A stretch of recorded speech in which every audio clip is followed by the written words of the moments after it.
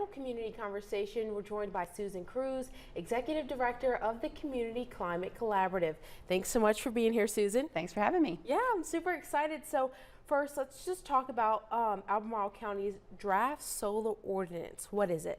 Yeah, well, solar ordinances are popping up around the Commonwealth and across the country as counties sort of realize the potential of solar development, but want to make sure the projects are aligned with the goals of the counties. And so they are happening, and the best solar ordinances make sure we're encouraging the best kinds of solar projects in our county and discourage sort of some of the more impactful practices.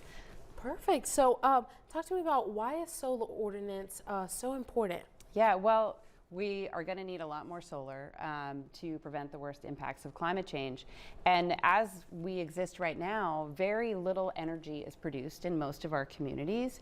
The communities outside of Charlottesville and Albemarle are producing most of the energy, and that often falls to minority and low-income communities who are generating power for us to use. And so it's kind of our responsibility to make space and make progress and generate clean forms of energy here in Albemarle County. Yeah. But we want to do it right. Yeah, of course. So on C3's end, kind of what are your priorities in this process? So for starters, we want to make sure we're looking at all solar in Albemarle County. If we're just constructing an ordinance for the county, we should be looking at both the bigger projects, but also the smaller projects, rooftop solar, solar in entrance corridors or other specifically designated areas by the county. What are the barriers we need to remove for those types of projects?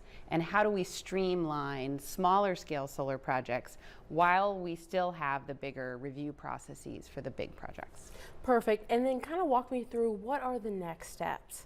So right now, the comment period just closed for Albemarle County for the first phase of the draft solar ordinance, but they will be continuing to take feedback. There will be another round of community comment, so there's still lots of opportunities to get involved.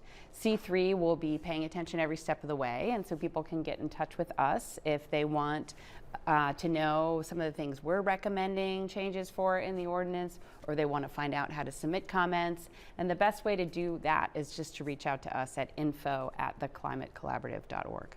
Perfect. And then before we go, anything else we should know about solar ordinance that we didn't mention? You know, it's just really important that we take this responsibility seriously and make sure we're getting feedback from everyone in the community for a project like this. And that's what C3 is set out to try to help facilitate. That's incredible. Well, thank you so much for being here, Susan. Can't wait to have you back. Thank you so much. Yeah, of course. Casey?